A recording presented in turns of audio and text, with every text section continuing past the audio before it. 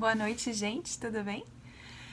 Meu nome é Luciana, moro em Brasília, sou do interior de São Paulo, na cidade de Assis, mas já moro em Brasília há um bom tempo. Sou casada há 7 anos com o Rafael e a gente tem apostolados aqui, a gente faz o caminho para sermos carmelitas descalços da ordem secular também.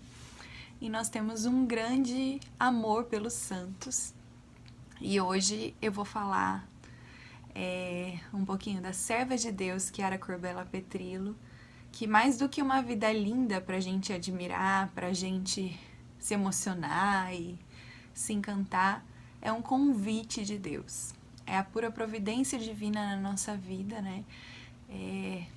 Se colocando em forma de testemunho, em forma de vida bem vivida e uma morte que gerou tantos frutos também.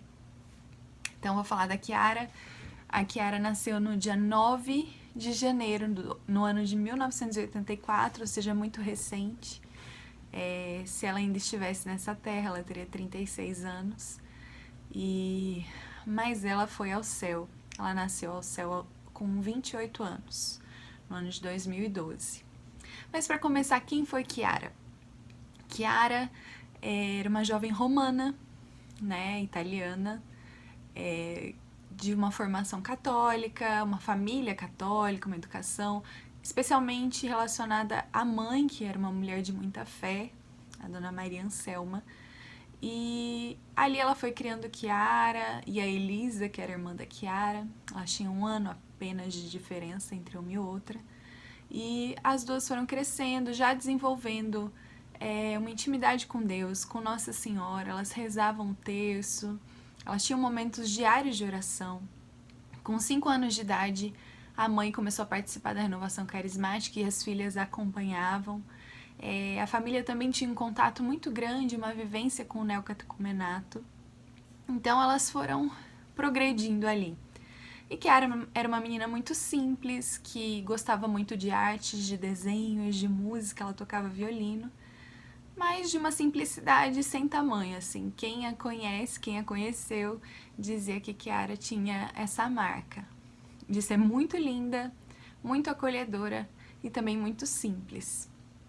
E com 18 anos ela vai a Medjugorje, o pai dela trabalhava com uma empresa de turismos, até hoje, na verdade, ele trabalha, seu Roberto Corbella, e eles conseguiam viajar muito, e ela, como sempre, amou muito Nossa Senhora. Ela foi a Medjugorje, uma vez a irmã dela estava em Medjugorje, ela estava com algumas amigas numa viagem de férias, ela decidiu encontrar a irmã, e lá ela encontra o Henrico, ela vê pela primeira vez aquele que seria o futuro marido dela, mas não antes de passarem por desafios muito grandes na vida de namoro. Chiara e Henrico começaram a se relacionar depois de alguns meses de terem se visto lá naquele santuário, né, no coração da mãe, nos pés de Nossa Senhora, e ela acredita e sempre acreditou que eles se encontraram porque Nossa Senhora assim o quis.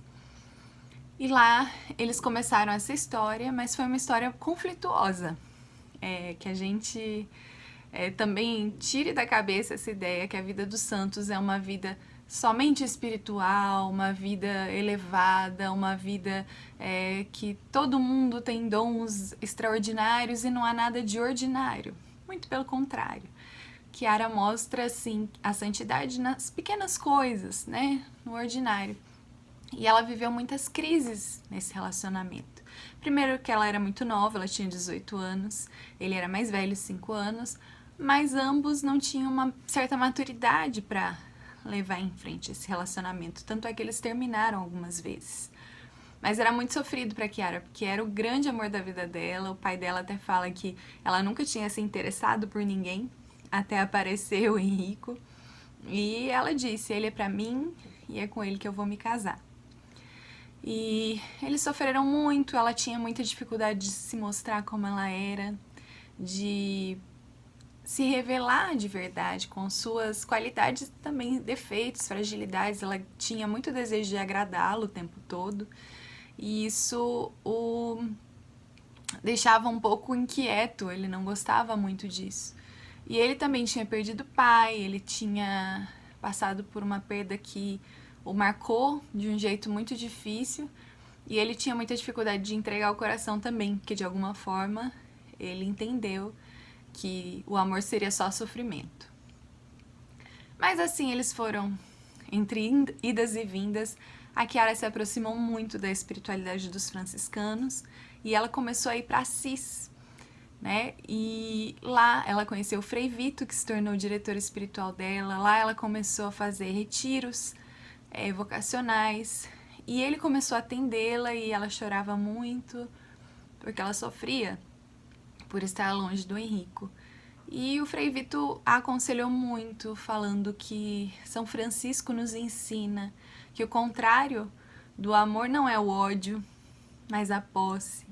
E a partir do momento que a gente quer aquela pessoa só pra gente e que de alguma forma a gente não vê a possibilidade dessa pessoa ser livre, mesmo que não fique, né, com a gente, isso não é amor, né?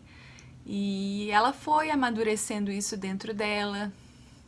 O Henrico, ao mesmo tempo, em uma vez que ele foi buscar algumas coisas que tinham ficado na casa dela, ele percebeu que ela estava diferente. E ele se interessou em fazer também esses retiros. E ali eles começaram um caminho diferente, um caminho novo. Um caminho de resgate do que é o verdadeiro amor, qual é a fonte desse verdadeiro amor e como a vocação matrimonial poderia ser um caminho seguro para o céu. E eles começaram a viver tudo isso e foi um retiro também que chama Marcha Franciscana, que ele é para jovens e os jovens andam muito, são caminhadas exaustivas e eles passam por vários pontos principais da vida de São Francisco até chegar na Portiúncula.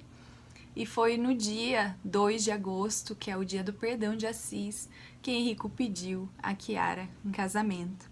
Detalhe que isso foi, né, depois de muitos anos de namoro, mas eles também se conheceram num dia 2 de agosto, lá em Medjugorje. E eles seguiram a vida se preparando para esse matrimônio e com muita alegria, porque ali eles já estavam mais amadurecidos, mais desejosos de amar com o próprio amor de Deus, não com um amor que é limitado, um amor que não se revela. E ali Chiara começou a tomar coragem de se mostrar tal qual ela era, e o próprio Henrico disse que assim ele se encantou muito mais, se apaixonou muito mais pelo que ela era de verdade, não pelo que ela se esforçava para mostrar. E ele também falou que naquele momento ele decidiu entregar tudo a Chiara, se dedicar totalmente a Chiara e não ficar pensando no plano B e C de outras meninas, né? Que muitas vezes isso é uma defesa, né? Uma pessoa que não se compromete, ela só tá mostrando uma fragilidade imensa, né? Um medo de amar, uma imaturidade que de fato eles reconheceram que viviam. Mas eles se casaram e foi um casamento muito lindo, muito simples. Tanto o noivo quanto a noiva dormiram em casas de religiosos. Na noite anterior fizeram adoração ao Santíssimo e entregaram tudo, principalmente o desejo de fazer a vontade de Deus vivendo a vocação matrimonial. E logo de início a Chiara já engravidou da primeira filha, Maria Grazia Letícia, e foi uma grande alegria para eles. Eles estavam ansiosos, né, para saber das novidades, para saber como seria, enfim, um casal recém-casado, recém-casadíssimo, que descobre, né, a primeira gestação. No entanto, no dia da primeira ultrassom, aquela ultrassom deve ser um pouquinho diferente na Itália, mas aqui tem mais ultrassons, né, mas lá meio que eles fazem já num adiantado assim da gestação, já aquela ultrassom que é mais detalhada para verificar se o desenvolvimento está acontecendo da melhor maneira, enfim. E o Henrico, nesse dia, ele tem uma emergência dentária, ele precisa fazer uma cirurgia, um mini procedimento na boca, mas ele precisaria ficar internado uma noite. E a Chiara decidiu sozinha, na verdade ela chama a mãe dela, porque ela não queria adiar, né? E quando ela vai, a médica começa a examinar e começa a ficar com uma expressão apreensiva. E a Chiara percebe, pergunta o que está acontecendo e a médica diz que o bebê que era uma menina, né, a Maria Grácia, tinha anencefalia, e uma anencefalia severa a ponto de ser incompatível com a vida. Talvez nem a gestação chegasse a termo, né, por conta dessa malformação, né, severa, enfim. Mas Chiara, claro, sofreu, lágrimas rolaram nesse momento, mas para ela era impensável qualquer atitude que interrompesse essa gestação, né? Ela sabia que a filha era um dom de Deus e que ela acompanharia conforme fosse a vontade do Senhor. E ela vai para casa e ela fica pensando como ela vai dizer tudo isso pro Henrico. Ela começa a sofrer, né? Um casamento tão recente, já ter que lidar com uma notícia dessa. Ela temia um pouco, será que ele vai pensar diferente de mim enquanto ela prosseguir a gestação? Enfim, ela ficou insegura, né? Mesmo sabendo que ele era um homem de Deus e tudo mais. Mas ela fala da dificuldade de dar uma notícia dessa, né? Para uma pessoa que tanto ama e sobre uma pessoa que o tanto amavam, né? E nesse dia ela olha para Nossa Senhora, para uma imagem de Nossa Senhora na casa dela. E ela entende ali uma ligação muito íntima, como se Nossa Senhora acalmasse o coração dela, porque acontecia uma identificação ali. Chiara também estava lidando com uma gestação muito especial, né? Claro que com suas diferenças, mas Nossa Senhora também teve que lidar com uma gestação muito especial. Nossa Senhora também tinha um esposo que não sabia dessas peculiaridades, né? E desses detalhes e da importância dessa gestação e de como tudo se daria de um modo inesperado. E também Nossa Senhora viu o filho morrer diante dos olhos dela. E a Chiara entendeu ali que não tinha melhor caminho para ela seguir que não fosse o caminho de Nossa Senhora, o caminho de Maria Santíssima, da Virgem Imaculada. E ali ela se entregou e pediu a ajuda de Nossa Senhora, enfim. É muito lindo ver isso na vida dos santos, porque não existe santo sem uma profunda intimidade com Nossa Senhora, né? E ela já tinha essa relação numa perspectiva muito positiva, muito alegre. Desde pequena ela amava muito Nossa Senhora, ela soube que existiam videntes que viam e ela pediu: eu também quero, mãe, ter essa intimidade. Então ela sempre teve uma relação, um relacionamento muito lindo, e também na hora da dor, né, a relação se fortaleceu ainda mais. E há quem diga, né, que o segredo de Chiara e de muitos santos, é claro, era essa relação, esse laço com Nossa Senhora que a sustentou, né, no caminho. E quando o Henrico chega, ela escreve uma carta para ele para contar tudo, ele lê, ele chora também, mas ele fala: estamos juntos, é nossa filha, é puro dom de Deus. E ali ela fica muito feliz e aliviada, né, por saber que quem importava sabia e quem importava estava junto com ela. E ali eles seguem a gestação da Maria Grácia. Era excepcional no sentido também de apresentar um barrigão. Quando uma mulher está grávida de um bebê, e uma bebê no caso, com anencefalia, existe uma produção maior de líquido amniótico. Não, na verdade, a produção é igual, mas como o bebê tem dificuldade de deglutição devido à má formação, né, cerebral, então a barriga fica muito maior. Então ela já testemunhava a vida dela ali, naquela grande barriga. E que era sempre magrinha, né? Sempre discreta, mas de alguma forma Maria Grácia Letícia testemunhava que ela era uma vida, que ela estava ali, que ela era desejada por Deus e pelos seus pais. E muitas vezes as pessoas perguntavam, né? É menino ou menina? E ela falava: é uma menina. E tantas vezes as pessoas falavam: ah, mas não importa, né, o sexo do bebê, o que importa é que tenha muita saúde. E ela sorria, né, porque ela não ia explicar para todo mundo que perguntava sobre a gestação dela, como era especial essa gestação e como era uma filha que viria ao mundo pronta para o céu. E Ali ela foi se abrindo cada vez mais à eternidade. Ela fala que os filhos alargaram muito o coração dela para a eternidade. E ela fala que ela entendia as pessoas que falavam que o importante é ter saúde, porque eles não conseguiam compreender uma mãe jovem, né, recém-casada, com uma filha que não sobreviveria feliz, né, que sabia sorrir, que expressava uma paz grandiosa, mesmo com todas as insídias de tantos médicos dizendo que ela deveria abortar, e ela mantendo aquela paz. E ela fala assim que as pessoas não estão acostumadas a conciliar o sofrimento com a felicidade. E, de fato, né, Kiara testemunhou isso.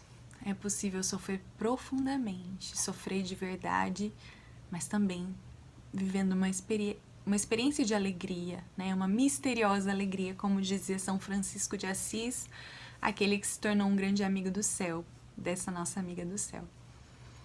E Maria nasceu, viveu por 32 minutos, foi batizada, esteve com os pais, foi o tempo de abraçarem, de estarem com ela, olharem o pezinho, a mãozinha, os médicos meio assustados porque não queriam entregar aquela filha que faltava, na verdade, uma parte da cabeça, mas eles muito felizes e orgulhosos daquela filha, né? Eles até falam que tantas pessoas lutam a vida inteira e todos nós temos que nos preparar para esse encontro com o Pai.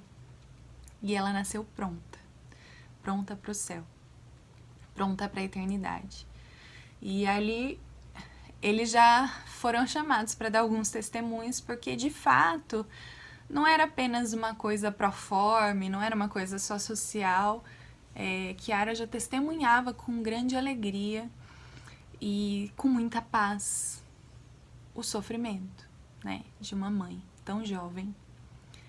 E passado pouquíssimo tempo, Kiara engravida novamente. Agora é Davi. E Davi Giovanni, né?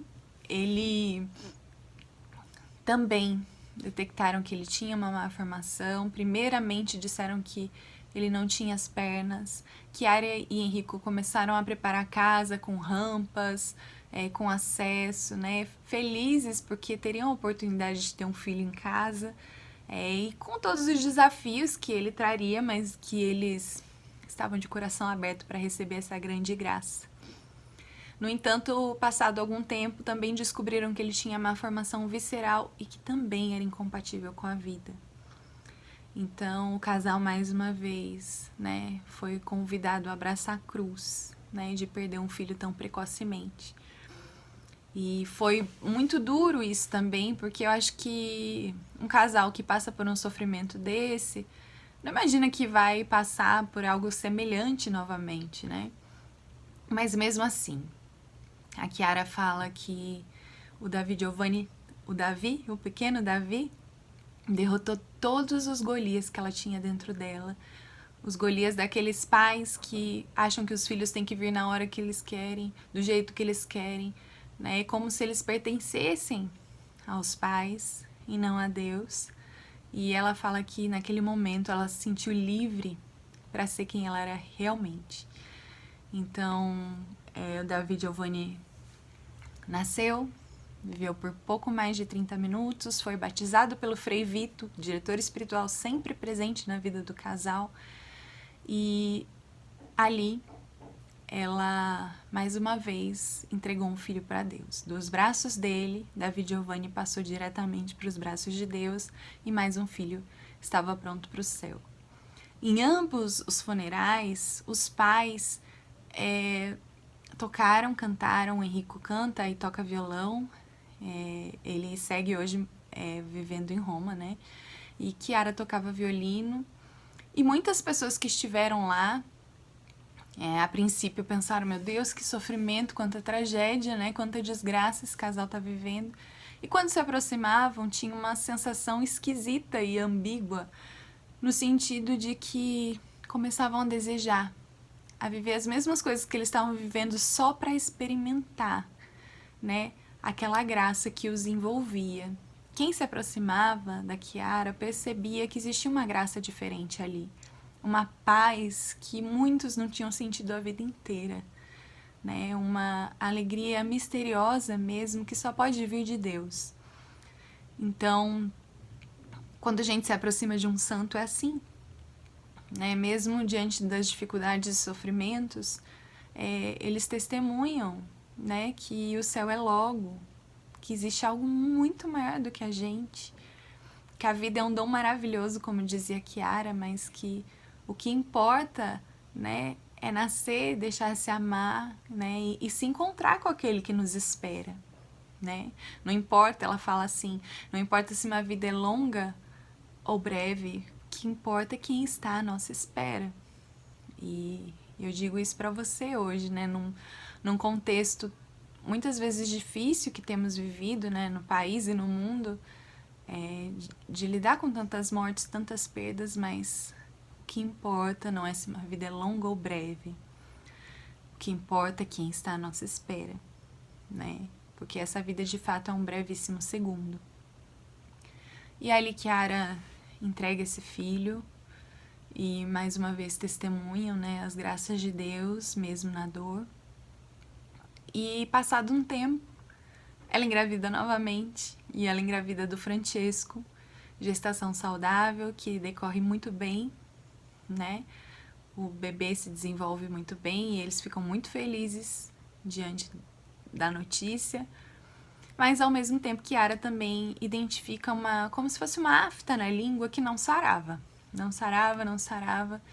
E quando ela foi verificar de fato o que era aquilo, porque ela percebeu que estava esquisito, uma afta não tem tanto tempo de duração assim, ela descobre que na verdade era um câncer muito agressivo, muito raro para a faixa etária dela e também por ser mulher, né? Geralmente é um câncer que acontece em homens idosos fumantes. Então era muito raro. E mais uma vez, pela terceira vez na vida da Kiara, ela é convidada a abortar ou adiantar muito a gestação. E ela estava grávida de 5 meses e adiantar o parto, na verdade. E ela se negou. Ela falou assim: esse meu papel é sofrer pelos meus filhos, bendito seja Deus. O meu papel agora é cuidar e zelar pela vida dos meus filhos. E depois, quando o Francisco nascer, eu vou me tratar, né? Não me nego ao tratamento. Kiara não era nem uma masoquista. E quando a gente olha para os santos, a gente verifica isso. Não é um sofrimento pelo sofrimento. É um abraçar a realidade a que é chamado, né? E que muitas vezes pode envolver uma doença, uma cruz grande. E Kiara entende ali que era o chamado dela naquele momento. E ela segue a gestação. E os pais dela também muito preocupados, né? De como que seria isso, como que poderiam salvar os dois, a mãe e o filho. E ela se submeteu a muitos exames, a procedimentos dolorosos, inclusive, porque ela não podia receber anestesia. Mas, enfim, chegado o momento, Francesco nasceu, para grande alegria do casal, e ela, muito pouco tempo depois, teve de ir para a cirurgia também para retirar esse tumor, que já tinha crescido muito. Ela teve que tirar uma boa parte da língua. Com o passar do tempo, eles descobriram que ela tinha também, os gânglios estavam tomados e o câncer era realmente muito agressivo. Kiara se submeteu aos mais dolorosos e terríveis tratamentos, quimioterapia, até logo depois que ela teve o Francesco, entenderam que ela não poderia tomar nenhum analgésico porque ela desejava muito amamentar e ela sofreu dores terríveis, terríveis, terríveis, mas ela estava ali, se consumindo de amor. Passado, quando o Francesco estava para completar 1 aninho, depois de muita luta, muito tratamento, eles recebem a notícia de que Kiara era uma paciente terminal e que ela não poderia mais tentar nada, que não valeria mais a pena.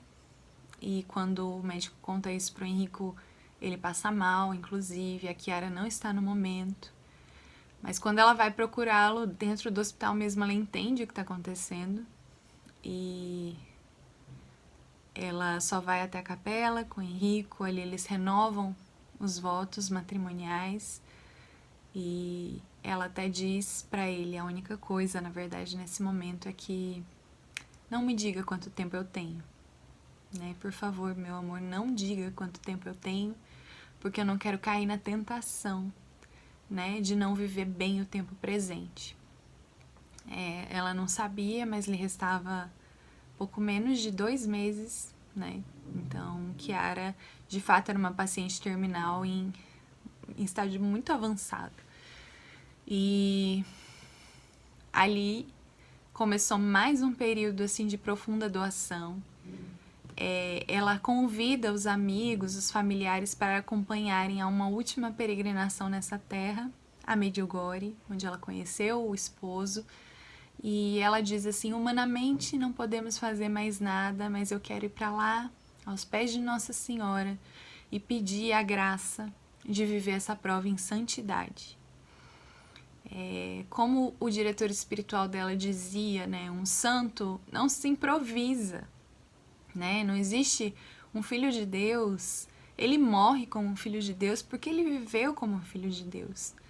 Então a santidade é para agora, né? Muitas vezes nós corremos o risco assim de querer adiar a santidade, os bons propósitos, a mudança de vida mesmo, né? A busca assídua dos sacramentos e a confiança na graça de Deus, porque a gente sabe que a santidade só é possível por graça e força de Deus. Mas ali Chiara se lança nos braços de Deus, né, nesse tempo. E o que acontece é que o Frei Vito consegue e pede, né, para que ela tenha autorização de ter um sacrário na casa dela, já que ela não conseguia mais sair no final. E vai celebrar a missa lá e com a graça de Deus ela pode adorar Jesus todos os dias. Esse é uma dos pilares também da santidade da Chiara, esse amor à Eucaristia, né? Essa alegria de estar diante do seu Senhor, do seu amado. Então, muitas pessoas testemunham que viam Chiara completamente absorta em oração, olhando para o sacrário, e que isso impressionava muito. Muitas pessoas se aproximaram também da família nessa época para rezar com eles e para serem consolados, né? Olha que coisa incrível, né? A vida de um santo, ela exala mesmo o perfume de Cristo, né? Então, ela que estava em estágio terminal acabava sendo uma pessoa que consolava tantas pessoas. E pouco tempo, né? Ela sabia que lhe faltava pouco tempo, mas ela quis deixar um presente para o filho, que provavelmente não se lembraria dela em vida, né? Porque ele tinha 1 ano. E ela deixa uma carta belíssima para o filho. E nessa carta ela fala que ela agradecia a Deus por ele, porque tão pequenininho permitiu que ela se tornasse mais forte, permitiu que ela largasse o coração para a eternidade, né? Como os irmãozinhos. E a Chiara deixa essa carta falando que o amor é o centro da nossa vida, porque nascemos de um ato de amor, vivemos para amar e morremos para nos encontrar com o grande amor da nossa alma. Ela fala que tudo na vida só tem sentido na perspectiva da vida eterna. E ela termina a carta basicamente falando que ela vai para o céu cuidar dos filhos, da Maria e do Davi, mas que ela rezaria por ele, pelo papai, para ele confiar que ele tinha uma missão, que a vida dele era preciosa e que valeria muito a pena, né? E essa carta virou um testamento para tantas pessoas que amam Chiara, além do Francesco, né? Porque uma pessoa que dá vida, que se consome, ela até fala isso na carta também, que é tão bonito morrer consumido, exatamente como uma vela, né? Que se consome e atinge o seu objetivo. Aqui eu só queria assim que a gente parasse para pensar um pouco na nossa vida, de que modo a gente tem se consumido. Se somos velas, né? Chamadas a iluminar, a aquecer, né? A se consumir de amor. Será que a gente, quando estivermos face a face com Deus, a gente vai estar inteirinho, né? Sem se consumir? Ou a gente vai ter dado a vida, né? A gente fala de um caso da Kiara, claro, que ela deu a vida mesmo, ela morreu no dia 13 de junho de 2012. Fez 8 anos agora, é muito recente.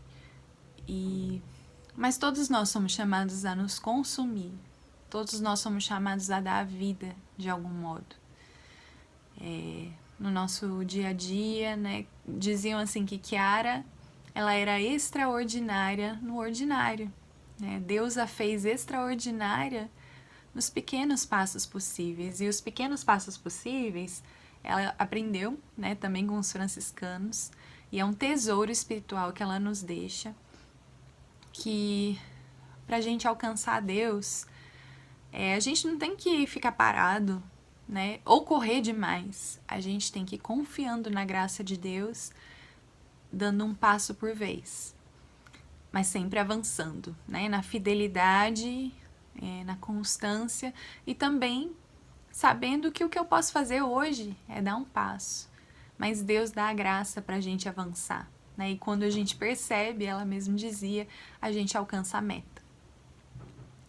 Como eu disse no começo, né, Kiara é um grande convite, porque ela morre em odor de santidade, muitas pessoas estavam no velório dela, e Kiara testemunhou com a própria vida e também com a própria morte, que nós nascemos e jamais morreremos. Esse é o nome do livro que conta a biografia da Kiara, escrito por grandes amigos, né, que os acompanharam em todos os momentos, que é a Cristiana e o Simão, eles que escreveram, eles estavam durante a morte dos filhos, os funerais, estavam no casamento do casal e também acompanharam todos os momentos. No dia que a Kiara soube que era uma paciente terminal, essa amiga chegou e ela falou, eu sabia que você viria, Deus está te chamando para ser testemunha de todas as coisas.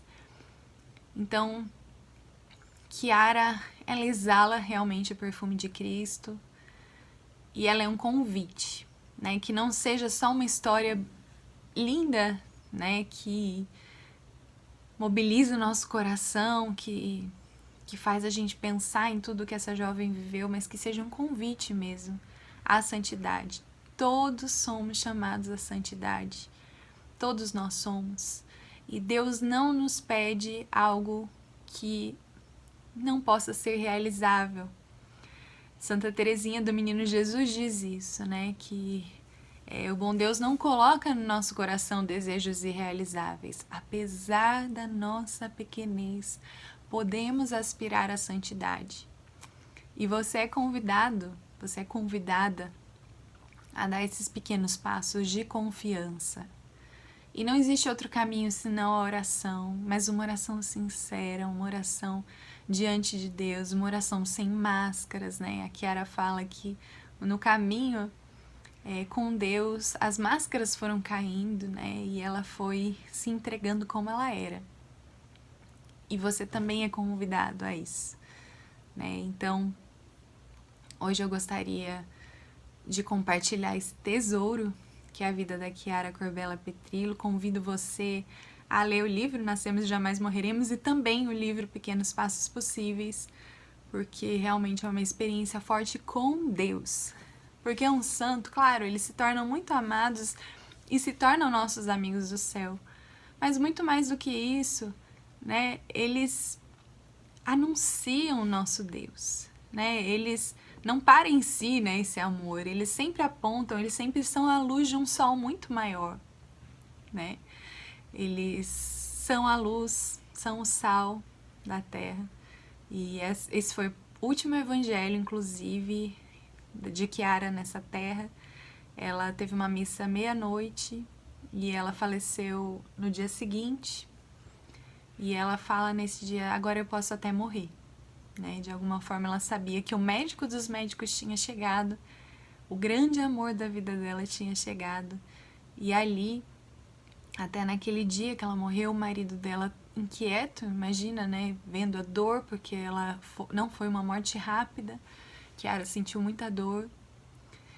E ele fala: meu amor, a cruz é realmente doce, né? Daquele versículo que: vinde a mim, todos que estão cansados sob o fardo, porque a minha cruz é suave, o meu jugo é suave, o meu fardo é leve. E ela quase que sem voz, porque ela mal tinha língua, ela estava muito fraca. Ela fala: sim, é muito doce, com um sorriso.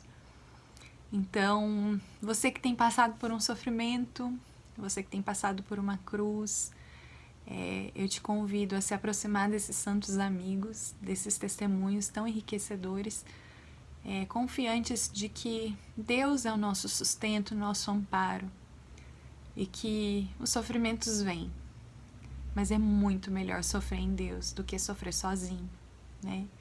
Porque a nossa vida realmente é um ato de amor e deve ser um ato de amor. Somos todos convidados a isso. Mas é isso, meus irmãos. Eu espero que tenha sido proveitosa essa partilha. Me coloco à disposição, né, para qualquer dúvida. Mas estamos juntos, que nos pequenos passos possíveis a gente possa alcançar o céu e a gente possa viver profundamente os planos de Deus para a nossa vida. Chiara até dizia: o que Deus tem para nós, para nossa vida, é muito mais belo do que tudo que podemos pedir com a nossa imaginação.